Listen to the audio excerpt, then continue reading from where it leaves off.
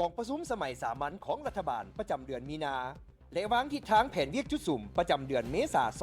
2025ได้ไขขึ้นภายใต้การเป็นประธานของท่านสอนไซศรีพันดรนายกรัฐมนตรี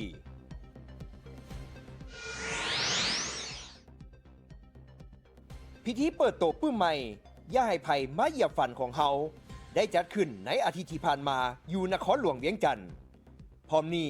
ยังมีข่าวต่างๆที่น่าสนใจอีกจำนวนหนึ่งติดตามได้จากทีมข่าวโทรภาพแห่งชาติลาวมีรายงาน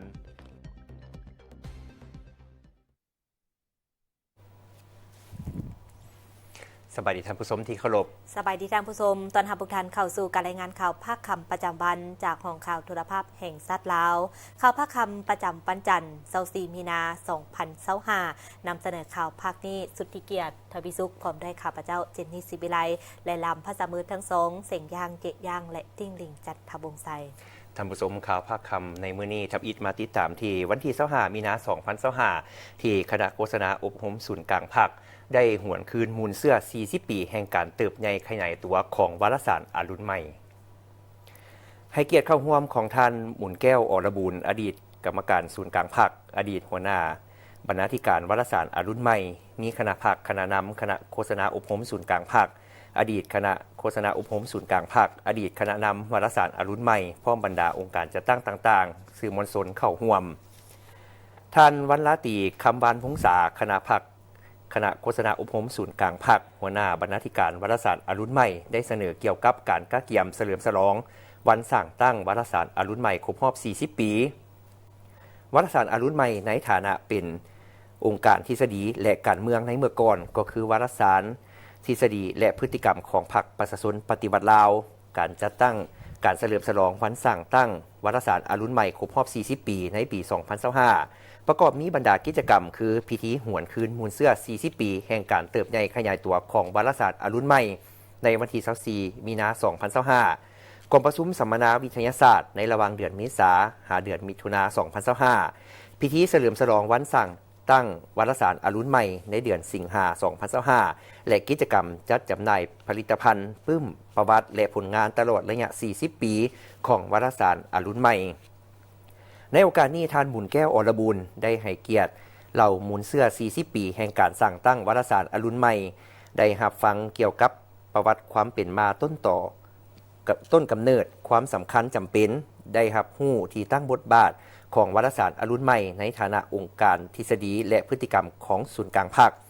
เฮ็ดหน้าที่ต้นต่อในการค้นคว้าโฆษณาเผยแพร่ทัศนะแนวทางแผนนโยบายของภาครัฐชี้แจงอธิบายตอบแก้แนะนำปัญหาที่สังคมให้ความสนใจต่อสถานการณ์เหตุการณ์อยู่ภายในและต่างประเทศเพื่อสร้างความรับรู้เข้าใจที่ถูกต้องแก่มหาชนสรุปสั่งรวมถอดถอนบทเรียน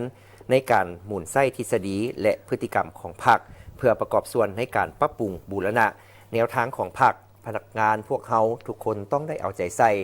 ค้นคว้ากำแน่นเพื่อเป็นทิศทางในการปรับปรุงพัฒนา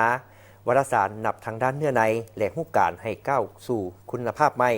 ทันยุคทันสมัยสามารถปฏิบัติบทบาทเป็นองค์การทฤษฎีและพฤติกรรมของพรรคได้อย่างนักแน่นเข้มแข็งในวันที่21มีนา2025ที่กระทรวงการเงินนครหลวงเวียงจันทร์ได้มีพิธีแถลงข่าวการทับฮงนำไส้ไปยั่งยืนฐานะทางการค้ำหรือหลักทรัพย์ค้ำประกันของธนาคารคำลาวจำกัดในการจดทะเบียนนำกลุ่มคุ้มครองทรัพย์สินแห่งรัฐเข้าร่วมในพิธีมีทานสุริบัตรสุวรรณจุมคำของรัฐมนตรีกระทรวงการเงินทางนางขันแก้วหลามณีเงาห้องผู้ว่าการธนาคารแห่งสาธารณรัฐประชาธิปไตยประชาชนลาวปริญญาเอกจันทรสิทธิไซผู้อำนวยการใหญ่ธนาคารคำลาวจำกัดพร้อมด้วยประดากลุ่มอ้อมข้างกระทรวงการเงินสภาบริหารธนาคารคำคณะบริหารธนาคารคำลาวจำกัดบรรดาธนาคารธุรกิจและสถาบันการเงินในสปป.ลาวสื่อมวลชนและแขกถึกเชิญท่านพุทธศิลป์เฮืองทวงศ์วรรณกรมคุ้มครองทรัพย์สินแห่งรัฐให้ฮู้เกี่ยวกับมากผลที่สำคัญของธนาคารคำลาวจำกัดที่ได้รับการยั่งยืนรับรองการนำไส้ใบยั่งยืนฐานะทางการคำเป็นหลักทรัพย์ค้ำประกันของธนาคารคำลาวจำกัดจากการจดทะเบียนนำกลุ่มคุ้มครองทรัพย์สินแห่งรัฐกระทรวงการเงิน โดยอิงตามรัฐบัญญัติของประธานประเทศฉบับเลขที่002ทับปปทลงวันที่ 17 มิถุนายน 2021 อิงตามกฎหมายว่าด้วยการค้ำประกันการปฏิบัติสัญญาฉบับปรับปรุงเลขที่06ทับสพสลงวันที่20 พฤษภาคม 2005 และอิงตามหนังสือเสนอของธนาคารค้ำลาวจำกัดฉบับเลขที่0031ทับทคลลงวันที่ 13 มีนาคม 2025 กรมคุ้มครองทรัพย์สินแห่งรัฐกระทรวงการเงินเห็นดีจดทะเบียนไปยั่งยืนฐานะทางการค้ำของธนาคารค้ำลาวจำกัดเข้าในปึ้มทะเบียนของกระทรวงการเงินและบันทึกการยั่งยืนการชำระไซต์แทนนี้เข้าในระบบอิเล็กทรอนิกส์ของกระทรวงการเงินเพื่อเฮ็ดให้ใบยั่งยืนฐานะทางการค้ำของธนาคารค้ำลาวจำกัดมีคุณค่าทางด้านกฎหมายและสามารถนำใช้เป็นหลักทรัพย์ค้ำประกันตามกฎหมายได้ซึ่งในการจดทะเบียนเอกสารแต่ละครั้งธนาคารค้ำลาวจำกัดจะต้องได้ชำระค่าธรรมเนียมสอดคล้องตามระเบียบการที่กำหนดไว้ในโอกาสดังกล่าวท่านสุริวัฒน์สุวรรณจุมคำก็ได้แสดงความสมเสยต่อธนาคารค้ำลาวที่ได้เอาใจใส่ในการปฏิบัติหน้าที่เป็นงานของตนให้สอดคล้องตามระเบียบกฎหมายที่บังออกโดยเฉพาะแม้นการจดทะเบียนใบยั่งยืนฐานะทางการค้ำของธนาคารค้ำลาวจำกัดเข้าในปึ้มทะเบียนของกระทรวงการเงินและบันทึกการยั่งยืนการชำระไซต์แทนนี้เข้าในระบบอิเล็กทรอนิกส์ของกระทรวงการเงินเพื่อเฮ็ดให้ใบยั่งยืนฐานะทางการค้ำของธนาคารค้ำลาวจำกัดมีคุณค่าทางด้านกฎหมายและสามารถนำใช้เป็นหลักทรัพย์ค้ำประกันตามกฎหมายได้ซึ่งถือว่าเป็นมรรคผลใหม่ของธนาคารค้ำลาวจำกัดการนำเสนอผลิตภัณฑ์การบริการดังกล่าวนี้จะเป็นการเพิ่มอีกช่องทางหนึ่งในการเข้าถึงแหล่งทุนของผู้ที่ต้องการแหล่งทุนเข้ามาพัฒนาอุตสาหกรรมค้ำในสปป.ลาวให้นับมือนับขยายตัวใบยั่งยืนฐานะทางการค้ำเป็นหลักทรัพย์ค้ำประกันที่สามารถขึ้นทะเบียนและนำใช้ได้สำหรับบรรดาธนาคารธุรกิจและสถาบันการเงินในสปป.ลาวใบยั่งยืนฐานะทางการค้ำเป็นเอกสารสำคัญในรูปแบบการค้ำประกันด้วยสังหาริมทรัพย์ซึ่งถือเป็นการสวดจำให้แก่บรรดาธนาคารและสถาบันการเงินต่างๆในลาวพร้อมมีผลศักดิ์สิทธิ์ทางด้านกฎหมายและถือครอบครองอย่างเป็นทางการพร้อมเดียวกันนี้ท่านได้ให้เกียรติมอบใบยั่งยืนสถานะทางการค้ำของธนาคารค้ำลาวจำกัดให้แก่ปริญญาเอกจันทรสิทธิไซผู้อำนวยการใหญ่ธนาคารค้ำลาวจำกัดไปเบิ่งทีพิธีเปิดโตปื้มใหม่ที่มีชื่อว่ายาให้ไผ่มาเหยียบฝันของเฮาที่เขียนโดยท่านฮัศวรรค์เฮมณีหรือครูเซงผู้อำนวยการบริษัทกลุ่มการศึกษาลาวสร้างฝันจำกัดพิธีดังกล่าวได้จัดขึ้นในวันที่21 มีนาคม 2025อยู่นครหลวงเวียงจันทน์โดยมีศาสตราจารย์ปริญญาเอกผู้เพชรเกี้ยวพิลาวงศ์รองอธิการบดีมหาวิทยาลัยแห่งชาติพร้อมด้วยภาคส่วนที่เกี่ยวข้องเข้าร่วมท่านฮัศวรรค์เฮมณีได้กล่าวว่าคนเฮามี2เกิดคือเกิดมาจากท้องแม่และเฮาเกิดขึ้นมาเพื่อจะเฮ็ดหยังเกิดมาเพื่อจะเป็นหยังและอยากจะสร้างหยังให้มีคุณค่าให้กับสังคมปื้มเหล่านี้จึงมีเป้าหมายที่จะช่วยเปลี่ยนแปลงชีวิตและสร้างความฝันให้เป็นจริงซึ่งปื้มยาให้ไผ่มาเหยียบฝันของเฮาแม่นปื้มที่ถูกเขียนขึ้นเพื่อช่วยเปลี่ยนแปลงชีวิตของผู้อ่านโดยผ่านการสร้างความฝันและการปฏิบัติตัวจริงปื้มเล่มนี้ได้ใช้เวลาในการเขียนทั้งหมด3ปีนับจากปี 2022 หา 2025และประกอบมี5หัวข้อหลักที่สำคัญคือฝันใหญ่เฮ็ดสิ่งน้อยๆเคลื่อนไหวอย่างถูกต้องไปให้ไวและใช้ชีวิตปัจจุบันอย่างมีความสุขท่านยังได้แบ่งปันประสบการณ์ที่ลงมือปฏิบัติมาเป็นเวลา46 ปีในการบริหารการสร้างความฝันและการดำเนินชีวิตอย่างมีความสุขและในอนาคตท่านอาจจะเขียนปื้มเกี่ยวกับการบริหารความสำเร็จและหลักการบริหารอีกด้วยสำหรับผู้ที่สนใจซื้อปื้มยาให้ไผ่มาเหยียบฝันของเขาสามารถซื้อได้ที่ห้างขายปื้มดีบุ๊กหรือติดต่อผ่านทางเพจของโรงเรียนลาวสร้างฝัน Business Academy ปื้มเล่มนี้จะช่วยให้ท่านสามารถเปลี่ยนชีวิตและสร้างความฝันให้เป็นจริงได้อย่างมีประสิทธิผล ในท้ายอาทิตย์ที่ผ่านมาสำนักงานคณะพัวพันธ์ต่างประเทศศูนย์กลางภาคได้ต้อนรับเอกอัครราชทูตวิสามัญภูมิอำนาจเต็มแห่งสาธารณรัฐประชาชนประชาธิปไตยเกาหลีประจำลาวเข้าเยี่ยมคำนับและมอบโทรเลขอวยพรเนื่องในโอกาสวันสั่งตั้งพรรคประชาชนปฏิบัติลาวครบรอบ 70 ปี สหายบุญเรือพันดานุวงศ์หักษาการหัวหน้าคณะพัวพันธ์ต่างประเทศศูนย์กลางภาคได้ต้อนรับสหายลียงซนเอกอัครราชทูตวิสามัญภูมิอำนาจเต็มแห่งสาธารณรัฐประชาชนประชาธิปไตยเกาหลีประจำลาวเข้าเยี่ยมคำนับและมอบโทรเลขอวยพรพร้อมด้วยกระดาษดอกไม้จากสหายกิมเจิงอุ่นเลขาธิการใหญ่พรรคแรงงานเกาหลีประธานกิจการแห่งรัฐแห่งสาธารณรัฐประชาชนประชาธิปไตยเกาหลีทรงถึงสหายทองรุนศรีสุริตเลขาธิการใหญ่คณะบริหารงานศูนย์กลางพรรคประชาชนปฏิบัติลาวประธานประเทศแห่งสาธารณรัฐประชาธิปไตยประชาชนลาวเนื่องในโอกาสวันสั่งตั้งพรรคประชาชนปฏิบัติลาวครบรอบ 70 ปีในโอกาสดังกล่าวสหายเอกอัครราชทูตได้แสดงความสมเสยต่อบรรดาผลสำเร็จที่พรรครัฐและประชาชนลาวญาติมาได้ภายใต้การนำพาซี่นำของพรรคประชาชนปฏิบัติลาวตลอด 70 ปีผ่านมาเสื่อมผันบาภายใต้การนำพาอันถูกต้องของพรรคประชาชนปฏิบัติลาวจะนำพาประเทศชาติและประชาชนลาวญาติได้ผลสำเร็จใหม่ใหญ่หลวงกว่าเก่าจากนั้นสหายบุญเรือพันดานุวงศ์ก็ได้แสดงความขอบใจต่อการมาอวยพรของสหายทูตที่ได้ตั้งหน้าศูนย์กลางพรรคแรงงานเกาหลีนำเอาโทรเลขอวยพรพร้อมด้วยกระดาษดอกไม้ของการนำสูงสุดของพรรครัฐสาธารณรัฐประชาชนประชาธิปไตยเกาหลีมอบผ่านคณะพัวพันธ์ต่างประเทศศูนย์กลางภาคไปยังการนำสูงสุดของพรรครัฐสาธารณรัฐประชาธิปไตยประชาชนลาวซึ่งเป็นการให้กำลังใจอันแห่งกล้าต่อพรรครัฐบาลและประชาชนลาวบรรดาเผ่าในโอกาสครบรอบ 70 ปีแห่งการสร้างตั้งพรรคประชาชนปฏิบัติลาวได้มีกล่องประชุมเผยแพร่การเคลื่อนไหวเวียกงานการต่างประเทศของสาธารณรัฐประชาธิปไตยประชาชนลาวในปี 2024 ให้แก่จุดประสานงานอาเซียนบรรดาแขวงภาคกลางและภาคใต้ในวันที่ 21 มีนาคม 2025 ที่ห้องว่าการแขวงสวรรณเขตกระทรวงการต่างประเทศได้จัดกล่องประชุมเผยแพร่การเคลื่อนไหวเวียกงานการต่างประเทศของสาธารณรัฐประชาธิปไตยประชาชนลาวในปี 2024 โดยการเป็นประธานของทานท้องพานสวรรค์เพชรของรัฐมนตรีกระทรวงการต่างประเทศทั้งเป็นเจ้าหน้าที่อาวุโสอาเซียนของสาธารณรัฐประชาธิปไตยประชาชนลาวท่านโพไซไข่คำพิทูลของเจ้าแขวงสวรรณเขตก็ได้ให้เกียรติกล่าวคำเห็นในพิธีกองประชุมครั้งนี้มีผู้ต่างหน้าจากบรรดากระทรวงและชุดประสานงานอาเซียนและแผนกการเกี่ยวข้องของบรรดาแขวงทั้งภาคกลางและภาคใต้เข้าร่วม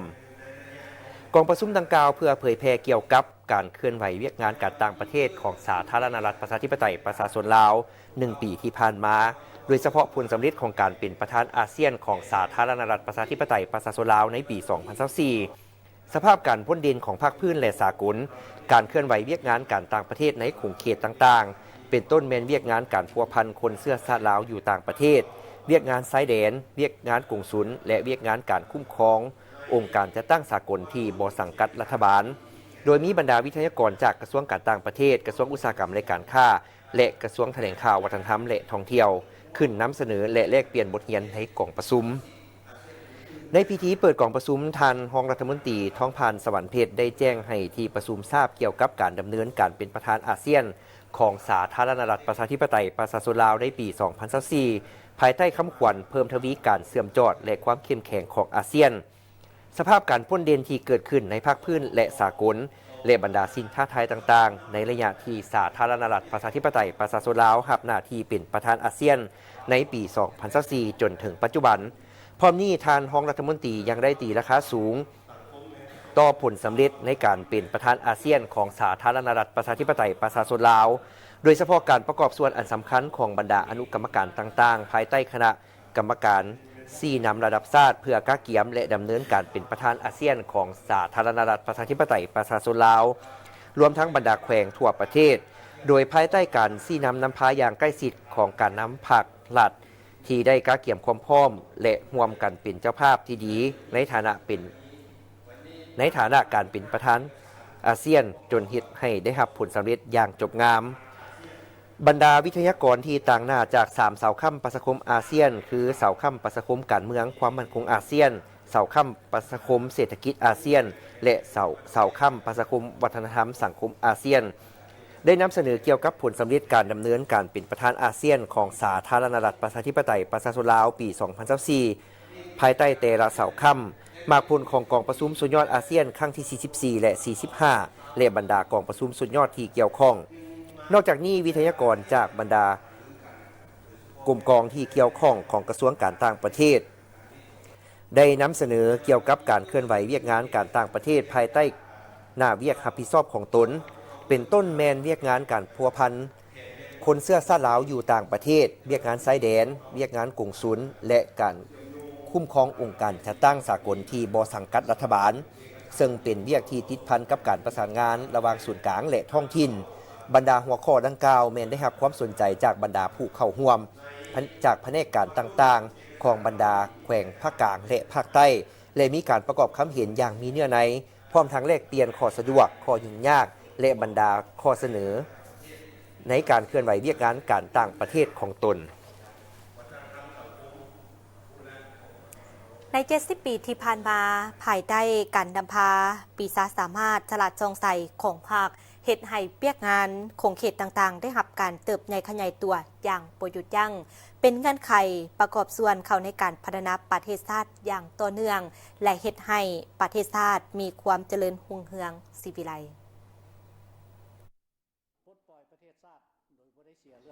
ท่านเข็มพรจันทวรประธานสมาคมธุรกิจเครื่องเย็นได้กล่าวต่อทีมข่าวโทรภาพแห่งชาติลาวว่ารู้สึกภาคภูมิใจเป็นอย่างยิ่งที่เห็นประเทศชาติมีความเจริญรุ่งเรืองมีเสถียรภาพทางด้านการเมืองสังคมมีความสงบสุขประชาชนบรรดาเผ่ามีความสามัคคีปองดองมีความเสมอภาคและมีชีวิตการเป็นอยู่ที่ได้รับการพัฒนาดีขึ้นอย่างบ่หยุดยั้ง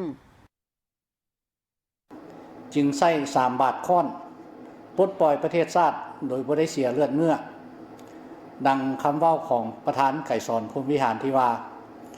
บัวบ่ซ้ำน้ำบ่คุณแต่จับป่าได้ทั้งหมดสมคำว่าที่ว่าพรรคประชาชนปฏิวัติลาวเป็นผู้จัดตั้งนำพาทุกชัยชนะของการปฏิวัติลาวหลังจากประเทศชาติได้รับการปลดปล่อย50 ปีมานี้พรรคและรัฐบาลเฮาได้นำพาประเทศชาติของพวกเขาสร้างความมั่นคงทางด้านการเมืองได้อย่าง 100% และสร้างความก้าวหน้าทางด้านเศรษฐกิจเฮ็ดไปประชาชนลาวอยู่ดีกินดีดังทุกมื้อนี้ข้าพเจ้าต่างหน้าทั้งสมาคมขอขอบใจทางพรรคและรัฐให้โอกาสพวกข้าพเจ้าดูทางทำมาหากินและให้ชีวิตการเป็นอยู่ของมนุษย์ทุกคนดีขึ้นและข้าพเจ้าขออวยพรให้การนำพรรคและรัฐสุขภาพแข็งแรงนำพาประเทศชาติก้าวขึ้นสู่สังคมนิยม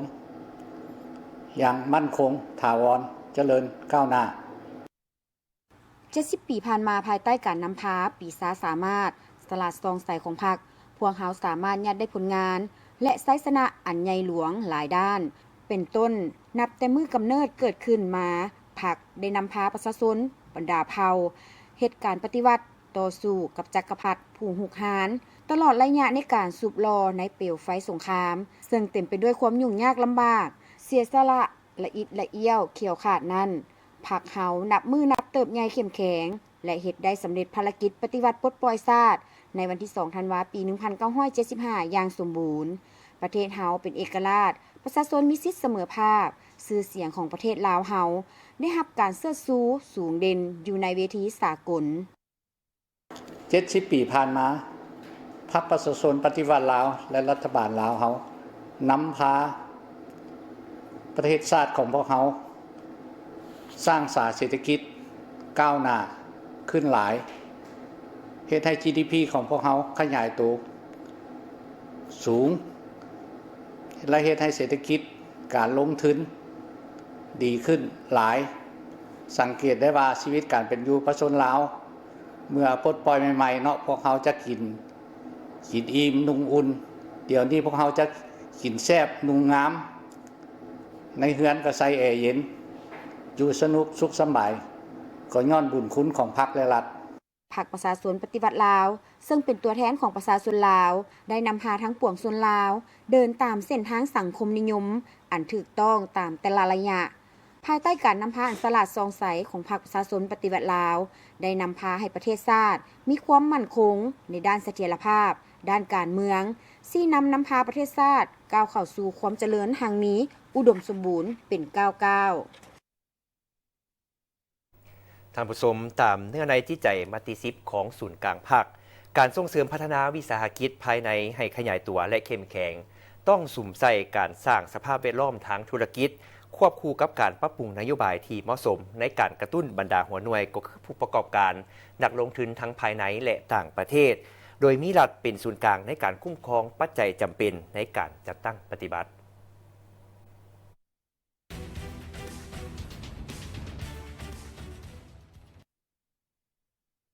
การส่งเสริมพัฒนาวิสาหกิจเพื่อกระตุ้นและดึงดูดนักลงทุนทั้งภายในและต่างประเทศเป็นหนึ่งในเป้าหมายสำคัญของมติซิปฉะนั้นการสืบต่อปรับปรุงยุทธศาสตร์นโยบายและบรรดามาตรการอันจำเป็นเพื่อพัฒนาวิสาหกิจภายในโดยเน้นใส่การสร้างสภาพแวดล้อมทางธุรกิจที่สะดวกกระตุ้นให้สังคมมีความสนใจต่อการพัฒนากิจการธุรกิจและสร้างเงื่อนไขตัวจริงให้เกิดบรรดาหัวหน่วยธุรกิจอันหลากหลายรูปแบบหลายระดับและขนาดปฏิรูปรัฐวิสาหกิจอย่างจริงจังโดยกำหนดแจ้งและปฏิบัติอย่างเข้มงวดหลักการจัดตั้งและเคลื่อนไหวที่รับประกันการปกป้องทรัพย์สินของรัฐบ่ให้เสียหายเด็ดเดียวปฏิบัติการคุ้มครองวิสาหกิจของรัฐตามกลไกตลาดและรับประกันผลประโยชน์ของรัฐรวมหมู่และผู้ออกแรงงานตีราคาทาแหงและศักยภาพในการพัฒนาตัวจริงของบรรดาวิสาหกิจภายในที่เคลื่อนไหวธุรกิจในขงเขตต่างๆในปัจจุบันบนพื้นฐานนั้นรัฐกำหนดนโยบายส่งเสริมเฉพาะอันจำเป็นเพื่อสร้างเงื่อนไขให้วิสาหกิจจำนวนหนึ่งมีความพร้อมบืนตัวพัฒนาให้กลายเป็นบรรดาวิสาหกิจน้ำหน้าทางธุรกิจที่มีระบบการจัดตั้งและบริหารจัดการแบบทันสมัยมีความสามารถระดมทุนจากภายในและรัฐต้องมีการชี้นำปรับปรุงบรรดาปัจจัยสนับสนุนอันจำเป็นสำหรับการเคลื่อนไหวธุรกิจในแต่ละขงเขตเพื่อกระตุ้นอย่างแข็งแรงต่อผู้ประกอบการ SME ขยายการผลิตและการบริการโดยเฉพาะสนับสนุนแหล่งทุนส่งเสริมอย่างมีจุดสุ่มทั้งรับประกันการนำไส้ทุนฮอนอย่างมีประสิทธิผลเพื่อสร้างผลิตภัณฑ์สินค้าสนองการส่งออกและการสุ่มไส้ภายในสร้างฐานรายรับใหม่ที่แข็งแรงให้แก่งบประมาณของรัฐทั้งเป็นการแก้ไขเวียกเหตุงานทำและรายได้ตัวจริงของผู้ออกแรงงานควบคู่กับการส่งเสริมพัฒนาวิสาหกิจภายในให้ขยายตัวและเข้มแข็งภาครัฐต้องสร้างการหันเปลี่ยนอันเป็นพื้นฐานและแข็งแรงในการดึงดูดนักลงทุนทั้งภายในและต่างประเทศด้วยการฮีบห้อนดำเนินการสำรวจจัดสรรวางแผนพัฒนาเขตการผลิตและการบริการแบบมีจุดสุ่มตามบริเวณเขตแคว้นต่างๆโดยเฉพาะในบริเวณที่มีพื้นฐานโครงสร้างสะดวกและเข้าถึงตลาดง่ายตามแล้วคมนาคมต้นต่อเหนือถึงใต้และตะวันออกถึงตะวันตกพร้อมทั้งสู่ซนบรรลุการตกลงทวิภาคีที่รับประกันให้บรรดาสินค้าหลักของประเทศเฮามีตลาดที่มั่นคงเคียงคู่กันนั่นต้องยกระดับความสามารถการบริการผ่านของบรรดาด้านสากลและพัฒนาความสามารถของการขนส่งสินค้าส่งออกและสินค้าข้ามแดนให้อยู่ในมาตรฐานนานาชาติสืบต่อปรับปรุงนโยบายระบบกลไกคุ้มครองเขตเศรษฐกิจพิเศษที่มีแล้วเพื่อส่งเสริมให้มีการลงทุนพื้นฐานโครงสร้างอันจำเป็นและสร้างเป็นบรรดาเขตต้นต่อดึงดูดการลงทุนแบบมีจุดสุ่มเข้าในการผลิตและบริการพร้อมนั้นต้องดำเนินการตีราคาคืนอย่างเป็นระบบต่อการปฏิบัติบรรดาเป้าหมายการพัฒนาเขตเศรษฐกิจพิเศษในระยะผ่านมาเพื่อเห็นได้ว่าปัญหาใดที่ควรปรับปรุงแก้ไขสุ่มใส่แก้ไขปัญหาที่ยังยุ่งเหยิงอืดอาดในการพิจารณาโครงการลงทุนก็คือการคุ้มครองการลงทุนให้มีความโปร่งใสว่องไวโรงเรียนและเป็นระบบหัดกลุ่มด้วยการลดคอร์สบริการที่คุ้มเครือเสื่อมระวางคอร์สงานด้วยเครือข่ายอุปกรณ์ทันสมัย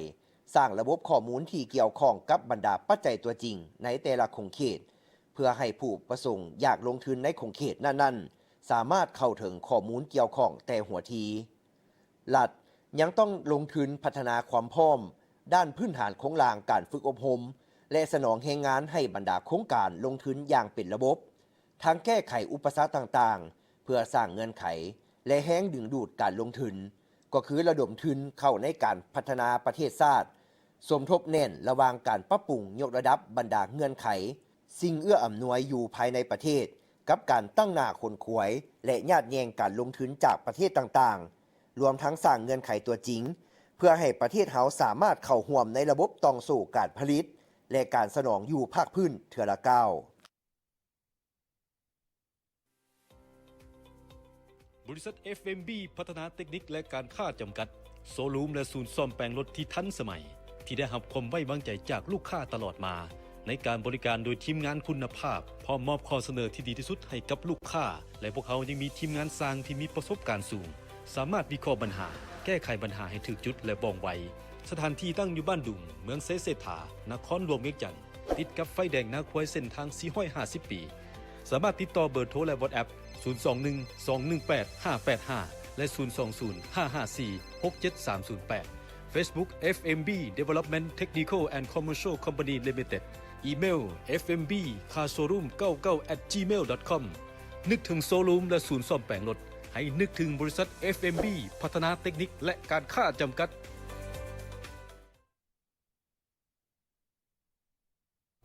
จากนี้จะพักก่อนหลังจากเคารพธงชาติกลับมาที่ตามชมการนำเสนอข่าวได้เติมอีก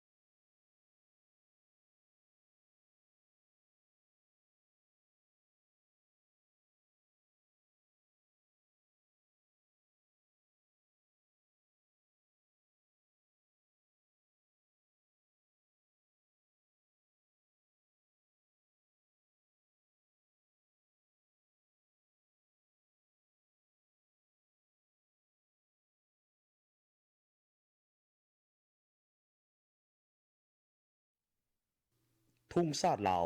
เป็นสัญลักษณ์แห่งสาธารณรัฐประชาธิปไตยประชาชนลาวสันติภาพเอกราชประชาธิปไตยเอกภาพวัฒนถาวร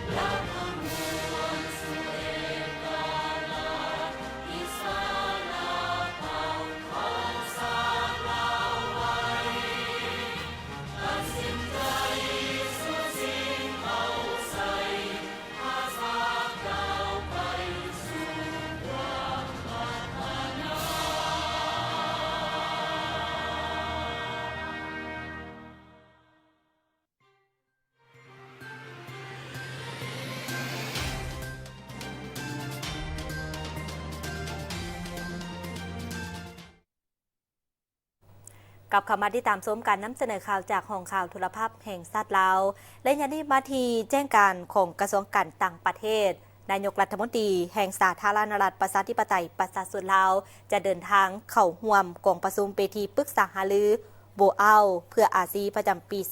2025 ที่โบเอาแขวงไหหนานสาธารณรัฐประชาชนจีนในระหว่างวันที่ 26-28 มีนาคม 2025โดยตอบสนองตามการเชื้อเชิญของเลขาธิการใหญ่กองประชุมเวทีปรึกษาหารือโบเอาเพื่ออาซีสหายสอนไซศรีพันดลนายกรัฐมนตรีแห่งสาธารณรัฐประชาธิปไตยประชาชนลาวพร้อมด้วยภรรยาและคณะผู้แทนขั้นสูงจะเดินทางเข้าร่วมกองประชุมเวทีปรึกษาหารือโบเอาเพื่ออาซีประจำปี 2025 ที่โบเอาแขวงไหหนานสาธารณรัฐประชาชนจีนในระหว่างวันที่ 26-28 มีนาคม 2025เพื่อสุขยู่ส่งเสริมการพัวพันและสร้างเงื่อนไขเอื้ออำนวยให้แก่การร่วมมือทางด้านเศรษฐกิจในภาคพื้นและสากลได้มีสารอวยพรจากการนำคันสูงสาธารณรัฐประชาชนประชาธิปไตยเกาหลีส่งถึงการนำคันสูงของสาธารณรัฐประชาธิปไตยประชาชนลาวในโอกาสวันสร้างตั้งพรรคประชาชนปฏิวัติลาวครบรอบ 70 ปีสหายกิมเจิงอุนเลขาธิการใหญ่พรรคแรงงานเกาหลีประธานกิจการแห่งรัฐแห่งสาธารณรัฐประชาชนประชาธิปไตยเกาหลี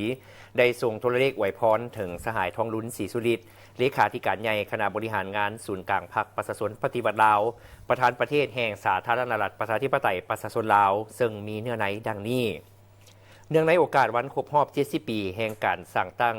พรรคประชาชนปฏิวัติลาวข้าพเจ้าขอส่งความสมเสยอันอบอุ่นมายังสหายและโดยผ่านสหายไปยังคณะบริหารงานศูนย์กลางพรรคและสมาชิกพรรคทุกทั่วหน้าของพรรคประชาชนปฏิวัติลาว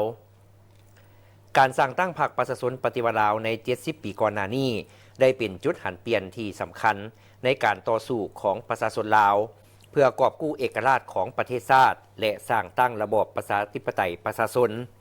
ข้าพเจ้ามีความปิติสมซื่นที่เห็นว่าภายใต้การนำพาอันถูกต้องของพรรคประชาชนปฏิวัติลาวซึ่งมีสหายเป็นผู้นำสูงสุดประชาชนลาวเนี่ยได้ผลสำเร็จหน้าที่ที่น่าอัศจรรย์ในการต่อสู้เพื่อจะตั้งปฏิบัติ2ภาระหน้าที่ยุทธศาสตร์ในการปกปักรักษาและสร้างสรรค์พัฒนาประเทศชาติข้าพเจ้าขอถือโอกาสนี้แสดงความเชื่อมั่นว่าสายพัวพันมิตรภาพและการร่วมมือที่เป็นมูลเชื่อระหว่าง2พรรคและ2ประเทศพวกเขาได้รับการสร้างตั้งขึ้นและเพิ่มพูนคูณสร้างบนเส้นทางร่วมเพื่อภารกิจสังคมนิยมจะสืบต่อได้รับการเสริมขยายยิ่งขึ้นให้เทศเหมาะกับความมุ่งมา่ปรารถนาของประชาชน2ชาติและขออวยพรไซอันประเสริฐมายังสหายจงบรรลุผลสำเร็จอันใหญ่หลวงกว่าเก่าในหน้าที่เวียกงานอันมีความรับผิดชอบของสหาย กิมเจิงอุนเลขาธิการใหญ่พรรคแรงงานเกาหลี ประธานกิจการแห่งรัฐแห่งสาธารณรัฐประชาชนประชาธิปไตยเกาหลี วันที่22มีนาปี 2025 นครหลวงเพียงย่าง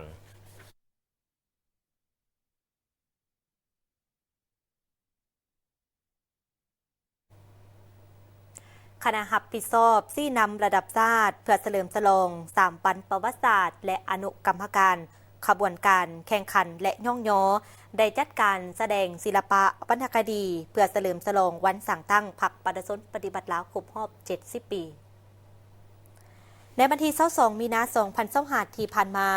โดยให้เกียรติเข้าร่วมของสหายทองรุนศรีสุฤทธิ์เลขาธิการใหญ่คณะบริหารงานศูนย์กลางพรรคประชาชนปฏิบัติลาวประธานประเทศมีประดาการนำอดีตการนำคันสูงภาครัฐพนักงานทหารตำรวจบรรดาทูตานุทูตผู้ต่างหน้าจากองค์การจัดตั้งสากลพร้อมด้วยนักเรียนนักศึกษาเข้าร่วมโอกาสนี้สหายนางสวนสวรรค์ปิยเกตกรรมการศูนย์กลางพรรครัฐมนตรีกระทรวงแถลงข่าววัฒนธรรมและท่องเที่ยวให้ฮู้บาการแสดงศิลปะวรรณคดีในครั้งนี้แม่นเบียกหนึ่งที่เป็นการประกอบส่วนสำคัญเข้าในการศึกษาอบรมให้คนหุ่นใหม่เห็นได้ถึงมูลเสื้อการนำพาอันพิละอาจหานละอิดละเอี้ยวยุ่งยากและทรงแสงถึงไซสนะที่สง่างามของพรรคเฮาในการนำพาตลอดระยะต่อสู้ปลดปล่อยชาติก็คือการนำพาสร้างสรรค์พัฒนาประเทศชาติอันแสนหักและห่วงแหนโดยพันเนื้อห้องทำนองเพลงและประดับบทฟ้อนบทแสดงต่างๆการแสดงศิลปะในครั้งนี้มีนักแสดงนักห้องมาจากหลายภาคส่วนเป็นต้นกองศิลปากรแห่งชาติกองศิลปากรกองทัพประชาชนลาวกองศิลปากรกระทรวงป้องกันความสงบวิทยาลัยศิลปะแห่งชาติกองละครแห่งชาติกองกัญญาศิลป์แห่งชาติ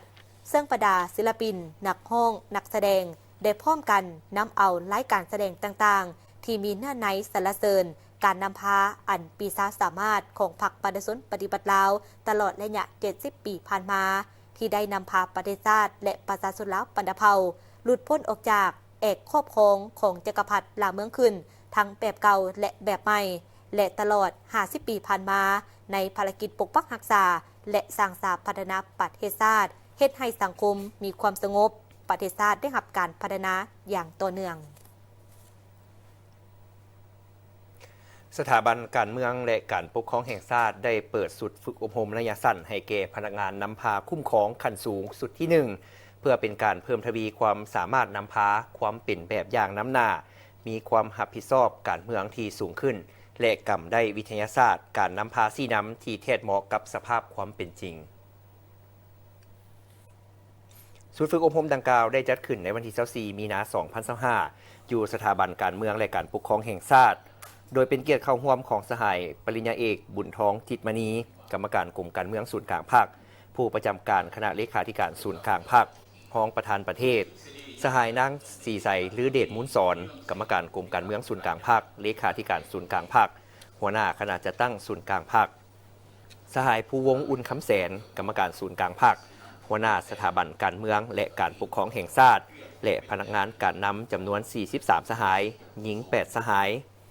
ในการฝึกอบรมผู้เข้าร่วมจะได้เรียนรู้และลงลึก13หัวข้อเฉพาะคือความรับรู้เกี่ยวกับหลักการและวิธีนำพาของพรรคกำอำนาจ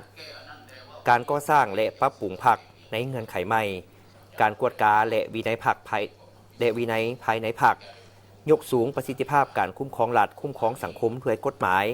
รับประกันการนำพาของพรรคต่อเวียกงานพนักงานความรับผิดชอบทางการเมืองของพนักงานนำพาคุ้มครอง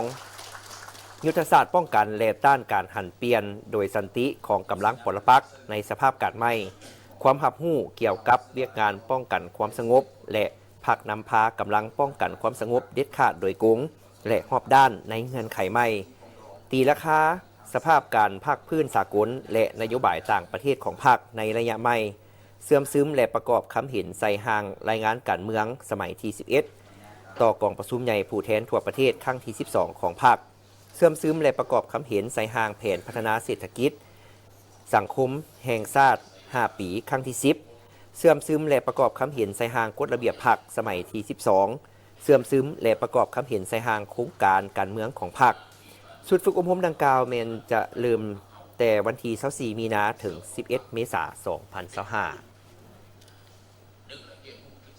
ได้มีพิธีเฉลิมฉลองวันสั่งตั้งห้องประกันศูนย์กลางภาคครบรอบ70 ปีในมื้อนี้24มีนา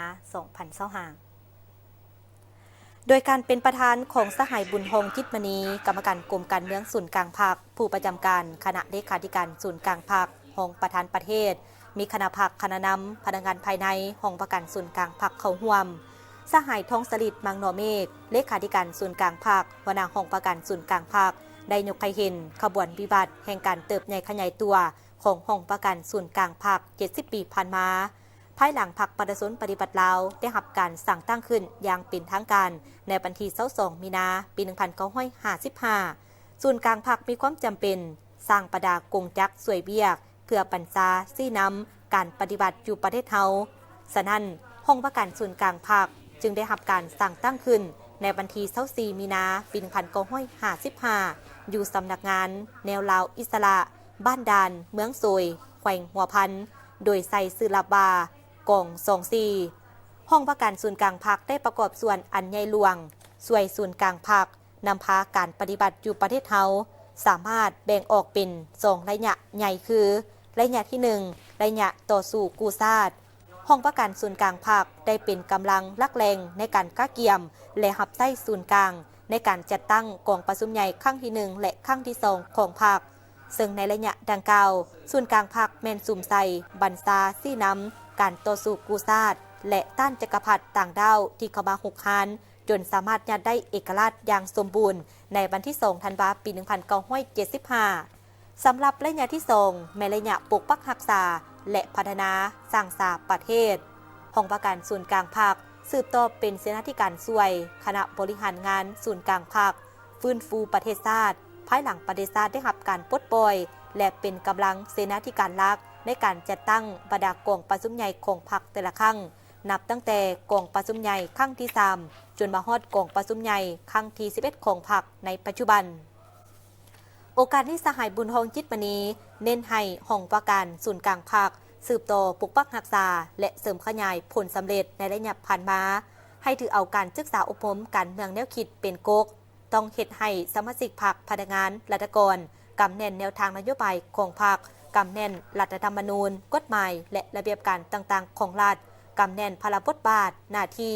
ขอบเขตสิทธิและความรับผิดชอบของห้องประกันศูนย์กลางภาคสร้างและปรับปรุงทัศนะลักมันให้นักแน่นอยู่เสมอฮู้จำแนกอันผิดอันถูกต้านและแก้ไขแนวคิดและการกระทำที่บ่ถูกต้องคณะพรรคคณะนำต้องปลุกระดมการปฏิบัติหน้าที่เปียกงานวิสาเฉพาะของแต่ละกรมในฐานะที่เป็นองค์การเสนาธิการด้วยกงของศูนย์กลางภาคห้องประกันศูนย์กลางภาคต้องถือสำคัญเปียกงานก่อสร้างปรับปรุงภาคบำรุงสร้างพนักงานและเปียกติดตามกวดกาป้องกันภายในให้นักแน่นเข้มแข็งโดยการปรับปรุงก่อสร้างและขยายภาคโดยถือเอาคุณภาพเป็นกกสืบต่อสุ่มใส่ก่อสร้างหน่วยพักปลอดใส่เข้มแข็งนักแน่นเพื่อเฮ็ดให้หน่วยพักมีกำลังแหงมีความสามารถดำรงบทบาทเป็นแกนนำในระบบการเมืองตามที่ตั้งพลบทบาทและหน้าที่ของแต่ละหน่วยพักยกสูงคุณธาตุการเมืองทัศนะลักมันสนสั้นและคุณสมบัติศีลธรรมปฏิบัติของพนักงานเพื่อรับประกันให้มีพนักงานหุ่นสืบทอดเปลี่ยนแทนอย่างต่อเนื่องและมีความนักแน่นสืบต่อเอาใจใส่เปียกงานติดตามกวดกาและแก้ไขปรากฏการณ์ย่อโทษต่างๆที่เกิดขึ้นกองประชุมสมัยสามัญของรัฐบาลประจำเดือนมีนา2025ได้ไขขึ้นในตอนเช้าของวันที่24มีนา2025ที่สำนักงานนายกรัฐมนตรี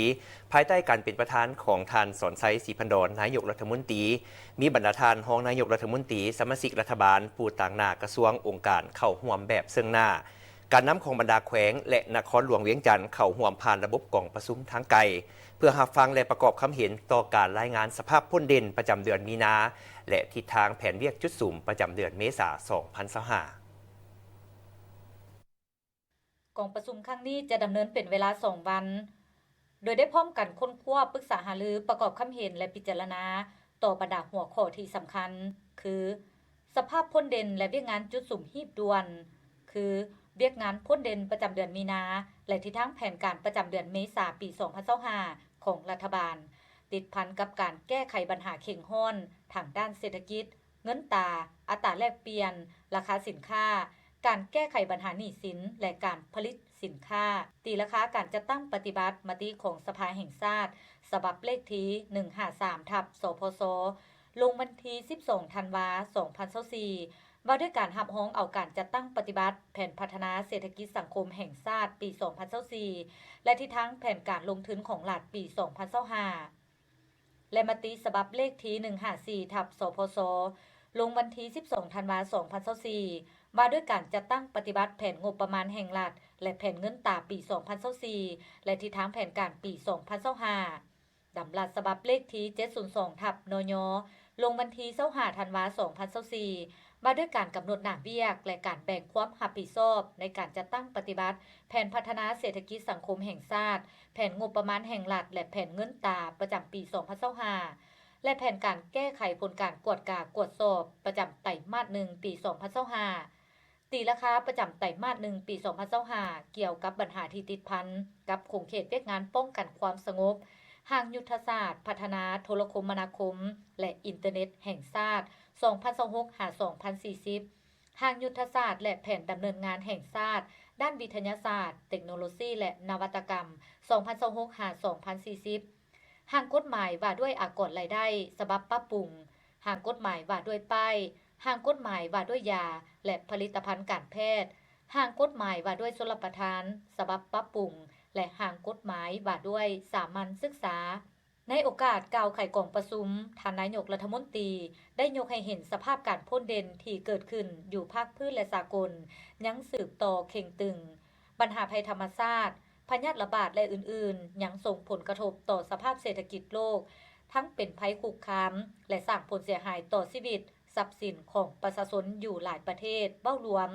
เว้าเฉพาะต่อการพัฒนาเศรษฐกิจสังคมของประเทศเฮาได้ยกให้เห็นบางเวียกงานภายในประเทศที่บรรดาแขนงการเกี่ยวข้องก็คือในทั่วสังคมจะต้องได้พร้อมกันสืบต่อสุ่มใส่แก้ไขให้มีการหันเปลี่ยนดีขึ้นกว่าเก่าเพื่อบ่ให้กระทบต่อชีวิตการเป็นอยู่ของประชาชนพนักงานราชการก็คือการพัฒนาเศรษฐกิจสังคมของประเทศเฮาวันที่21มีนาคม2025สหพันธ์กรรมบาลกระทรวงเทคโนโลยีและการสื่อสารได้จัดกล่องประชุมใหญ่ครั้งที่4เพื่อสรุปรายงานการจัดตั้งปฏิบัติและวางแผนในต่อหน้าชุดใจพิมพ์มาซีประธานสหพันธ์กรรมบาลกระทรวงเทคโนโลยีและการสื่อสารเป็นเกียรติเข้าร่วมของสหายป.เวียงคำวงศ์ธาราเลขาคณะบริหารงานภาครัฐมนตรีกระทรวงเทคโนโลยีและการสื่อสารมีสหายเลดสัญญพรประธานสหพันธ์กรรมบาลลาวมีหองรัฐมนตรีประธานสหพันธ์แม่หญิงกระทรวงเลขาสาวหนุ่มกระทรวงคณะพรรคฮักทานและผู้แทนสมบูรณ์เข้าร่วมกองประชุมในครั้งนี้ได้รับฟังบริงานการเมืองเพื่อสรุปจิราคาด้านดีด้านอ่อนก่อคงข้างและบทเรียนที่ถอดถอนได้ในการจัดตั้งปฏิบัติเปียกงานของสหพันธ์กรรมบาลกระทรวง5 ปีผ่านมาและที่ทั้งแผนการในตัวหน้าบทสำรวจนำพารวมของคณะบริหารงานสหพันธ์กรรมบาลกระทรวงและแผนพัฒนาเปียกงานกรรมบาลใน5 ปีตัวหน้ากองประชุมเห็นดีเป็นเอกภาพรับพ้องเอาบริงานการเมืองทั้ง2ภาคและแผนพัฒนาเปียกงานกรรมบาลใน5 ปีตัวหน้านับแต่ปี2026-2030ซึ่งเป็นบาทเลี้ยวอันสำคัญในการนำพาซี่นำเปียกงานกรรมบาลโดยเฉพาะเปียกงานในขงเขตเทคโนโลยีและการสื่อสารพร้อมนั้นได้รับพ้องเอาสหพันธ์กรรมบาลกระทรวงเทคโนโลยีและการสื่อสารเป็นสหพันธ์หาเป็นเจ้า4 ปีต่อเนื่องมอบทุงไซและเหรียญกรรมบาลให้กลุ่มกองร่วมหมู่มอบทุงไซให้บรรดาฮักทานและเหรียญกากกรรมบาลให้คณะนำกระทรวงคณะบริหารงานสหพันธ์กรรมบาลเป็นเกียรติประดับเหรียญโดยสหายป.เวียงคำวงศ์ดาราเลขาคณะบริหารงานภาครัฐมนตรีกระทรวงเทคโนโลยีและการสื่อสารกองประชุมได้ปอนบัตรคัดเลือกเอาคณะบริหารงานสหพันธ์กรรมบาลกระทรวงสุดใหม่มีผู้ลงสมัคร21 สหายเลือกเอา19 สหายผ่านการปอนบัตรเลือกได้สหายสุดใจพิมพ์มาซีเป็นประธานสหายจันทวีพรเคลือบคำพรสหายหัสดีภาริคันสหายนางอนิสรกิ่งสดาเป็นรองประธานสหายมังกรแก้วคำดีเป็นประธานกวดกา นักการทูตหนุ่มบรรดาประเทศสมาชิกแม่น้ำของได้มาแลกเปลี่ยนความคิดเห็นและบทเรียนเกี่ยวกับการพัวพันสากลนโยบายการทูตรวมทั้งสภาพผู้เด่นของภาคพื้นและสากลต่างๆเพื่อสร้างกิจกรรมเฉลิมฉลองการสร้างตั้งขอบการห่วมมือแม่น้ำของแม่น้ำลานสร้างครบรอบ9 ปี23มีนา2016หา23มีนา2025กระทรวงการต่างประเทศได้จัดกองประชุมเวทีนักการทูตหนุ่มขึ้นในตอนเช้าวันที่20มีนา2025ที่นครหลวงเวียงจันทน์โดยมีทานสมบูรณ์ศรีหานาถหัวหน้ากรมเศรษฐกิจกระทรวงการต่างประเทศทั้งเป็นหัวหน้าเจ้าหน้าที่อาวุโสขอบการห่วมมือแม่น้ำของแม่น้ำลานสร้างของสาธารณรัฐประชาธิปไตยประชาชนลาวและทาน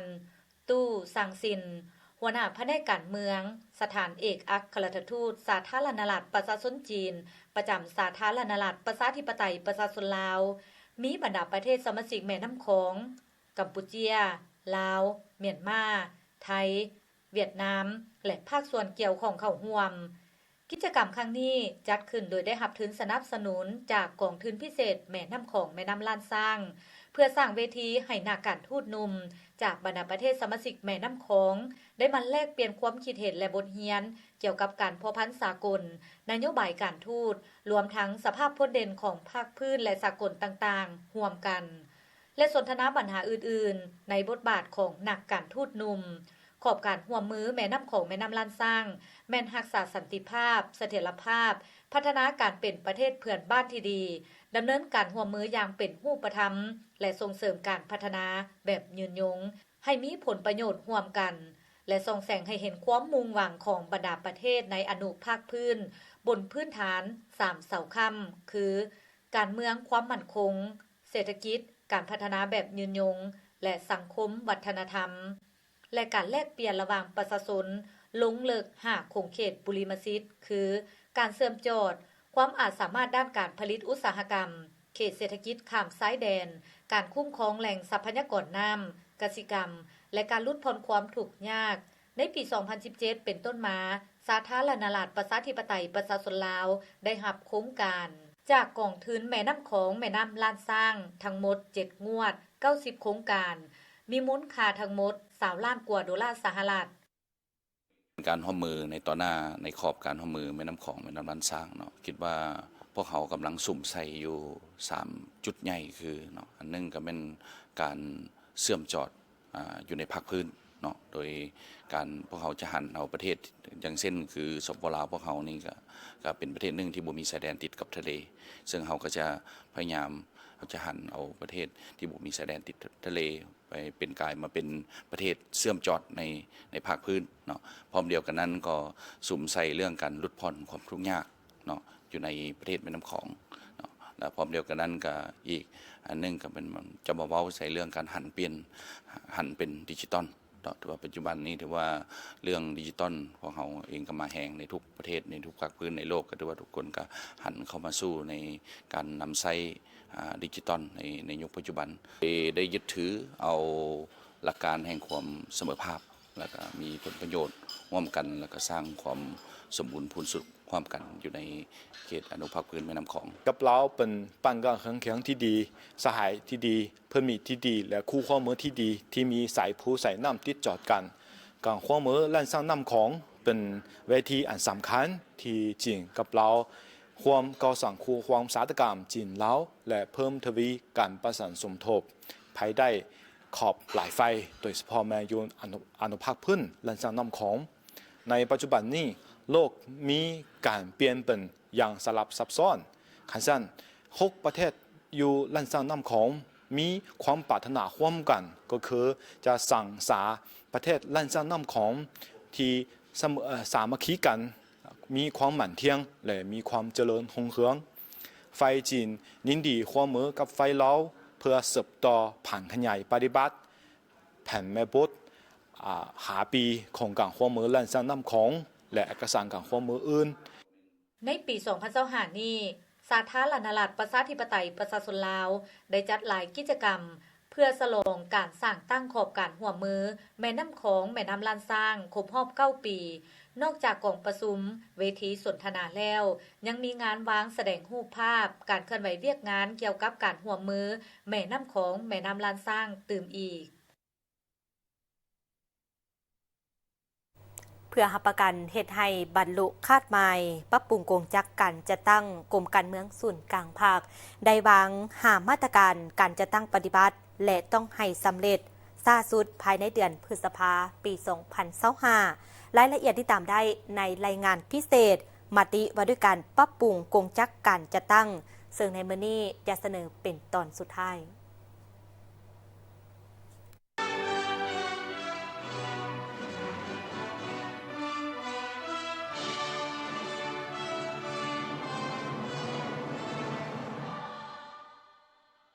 การปรับปรุงกงจักการจัดตั้งเป็นหนึ่งในแผนปฏิบัติงานที่กรมการเมืองศูนย์กลางพรรคได้มอบหมายให้กับคณะปรับปรุงกงจักการจัดตั้งสมทบกับคณะพรรคเกี่ยวข้องคนคั่วเลือกเฟ้นซับซ้อนจัดวางกงจักขึ้นใหม่ให้มีความรัดกุมและเป็นระบบตามขอบเขตสิทธิ์ก็คือตามการมอบหมายเพื่อให้บรรลุคาดหมายดังกล่าวคณะพรรคคณะนำแต่ละขั้นต้องกำแน่นยึดมั่นการจัดตั้งปฏิบัติตามหลักการและทัศนะซี่นำในการปรับปรุงกงจักการจัดตั้งให้ถูกต้องและเป็นระบบมีความเป็นเอกภาพสูงและเข้าร่วมจัดตั้งปฏิบัติมติฉบับนี้ให้ได้รับผลดี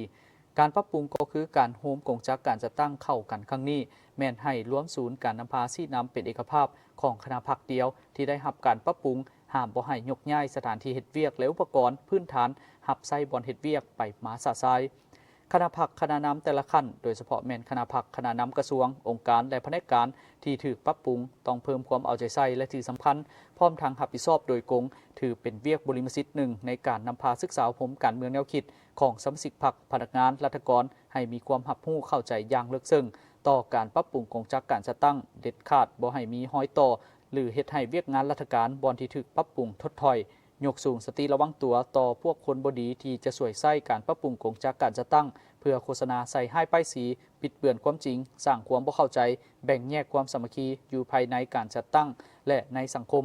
ต่อต้านทัศนแนวคิดและการกระทำที่บ่ถูกต้องเห็นแก่ผลประโยชน์เฉพาะหน้าส่วนตัวกลุ่มก้อนบ่เห็นผลประโยชน์รวมและผลประโยชน์ยาวนานของชาติและของประชาชนมอบให้คณะปรับปรุงกงจักการจัดตั้งสมทบกับรัฐบาลปฏิบัติมติฉบับนี้ตามขั้นตอนของกฎหมายที่กำหนดไว้โดยสุ่มใส่การปรับปรุงกงจักการจัดตั้งคันกระทรวงองค์การให้สำเร็จช้าสุดภายในเดือนพฤษภาคม 2025จากนั้นให้สืบต่อดำเนินการปรับปรุงการจัดตั้งสายตั้งอยู่ท้องถิ่นให้สำเร็จภายในเดือนกรกฎาคม 2025กำหนดสิทธิหน้าที่คณะปรับปรุงกงจักของกระทรวงองค์การและของท้องถิ่นให้หัดกุมจะแจ้งปฏิบัติได้ง่ายต้องคนคั่วเลือกเฟ้นซับซ้อนจัดวางสมาชิกพรรคพนักงานขึ้นใหม่อย่างหัดกุมและเป็นระบบซึ่งเป้าหมายจำนวนหนึ่งจะได้สืบต่อปฏิบัติหน้าที่ในตำแหน่งเดิมหรือลุดจากตำแหน่งเดิมตามทิศมีเข้ามีออกมีขึ้นมีลงและเป้าหมายจำนวนหนึ่งจะได้หับนโยบายผลักการหับอุดหนุนบำนาญหรืออุดหนุนเทื่อเดียวตามระเบียบการมอบให้รัฐบาลจัดสรรงบประมาณเพื่อหับใช้เวียกงานปรับปรุงกงจักการจัดตั้งในครั้งนี้ให้มีผลสำเร็จจากนี้ไปที่ตามชมสถานการณ์ข่าวที่เกิดขึ้นอยู่ต่างประเทศพร้อมด้วยข่าวกีฬา